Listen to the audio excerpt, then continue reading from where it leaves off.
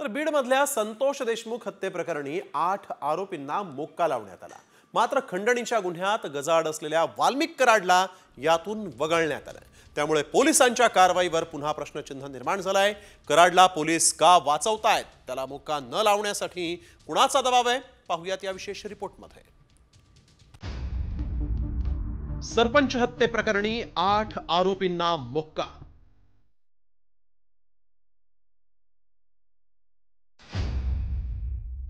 खंडणीमध्ये आत असलेल्या कराडला मोक्का नाहीच।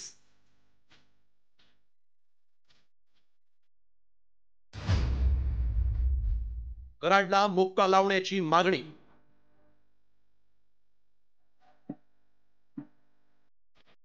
बीडच्या मसाजोगचे सरपंच संतोष देशमुख यांच्या हत्येप्रकरणी आरोपी असलेले सर्व 8 जणांना मोक्का लावण्यात आलाय।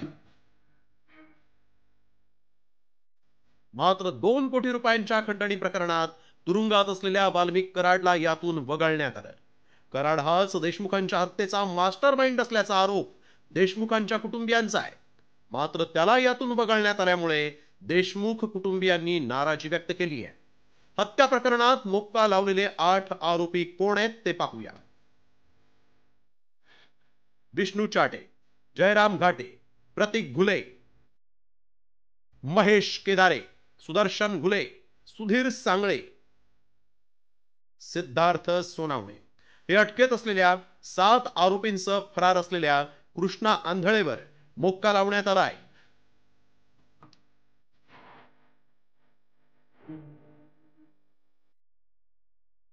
हत्या प्रकरणात अटकेत असलेल्या या सर्व आरोपींवर आधी अपहरणाचा गुन्हा दाखल होता।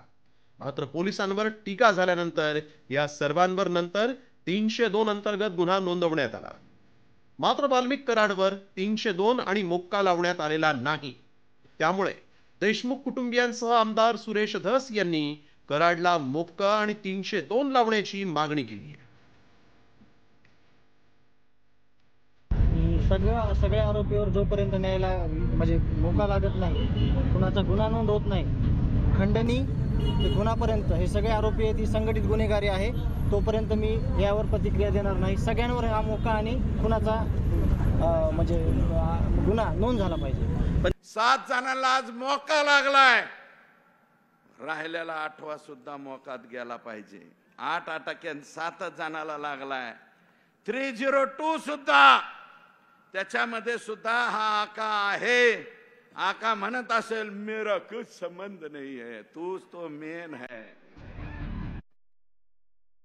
संघटित गुन्हेगारीसाठी मोक्का कायद्याअंतर्गत कारवाई करण्यात येते। त्यामुळे आता या सर्वांवर मोक्का कायद्याअंतर्गत खटला चालवण्यात येणार आहे। काय आहे मोक्का कायदा, पाहूया। 1999 मध्ये मोक्का म्हणजे महाराष्ट्र संघटित गुन्हेगारी नियंत्रण कायदा। संघटित गुन्हेगारी आटोक्यात आणण्यासाठी कायदा अस्तित्वात। आरोपींवर 10 वर्षात 2 किंवा 2 पेक्षा जास्त गुन्हे दाखल असणे गरजेचे आहे। खंडणी, अपहार, हप्ते वसुली, तस्करी यासारखे गुन्हे संघटितरित्या केल्यास मोक्का। मोक्का कायदा लागल्यानंतर आरोपींना जामीन मिळत नाही। 5 वर्ष ते जन्मठेप याशिवाय 5 लाख रुपयांपर्यंतच्या दंडाची तरतूद।